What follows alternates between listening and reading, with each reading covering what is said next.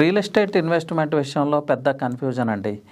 దేన్ని బేస్ చేసుకొని ఇన్వెస్ట్ చేయాలి? గవర్నమెంట్ అనౌన్స్మెంట్స్ని బేస్ చేసుకొని ఇన్వెస్ట్ చేయాలా, లేకపోతే ఎగ్జిస్టింగ్ ఇన్ఫ్రాస్ట్రక్చర్ని బేస్ చేసుకొని ఇన్వెస్ట్ చేయాలా? గవర్నమెంట్ అనౌన్స్మెంట్స్ని బేస్ చేసుకొని ఇన్వెస్ట్ చేస్తే అది వాస్తవ రూపం దాల్చొచ్చు, దాల్చకపోవచ్చు. బట్ ఎగ్జిస్టింగ్ ఇన్ఫ్రాస్ట్రక్చర్ని బేస్ చేసుకొని ఇన్వెస్ట్ చేస్తే మన ఇన్వెస్ట్మెంట్ ఎప్పుడూ సేఫ్ ఉంటుంది. అలాంటి హైవేనే ముంబై హైవే, ఎక్స్పాన్షన్ అవుతున్న హైవే, మెట్రో వస్తున్న హైవే, మ్యానుఫ్యాక్చరింగ్ హబ్ లాంటి ప్రాంతం, హెచ్ఎండిఏలో అత్యధిక జనాభా నివసిస్తున్న ప్రాంతం. ఇలాంటి ప్రాంతంలో బిఎల్ఆర్ బిల్డర్స్ నుంచి ఓఆర్ఆర్కి 15 కిలోమీటర్స్ డిస్టెన్స్లో కందికి నియర్, ఐఐటికి నియర్, చాలా కాలేజెస్కి నియర్, అన్ని సౌకర్యాలకు దగ్గరలో మేము ఒక వెంచర్ని మీకోసం అందిస్తున్నాము.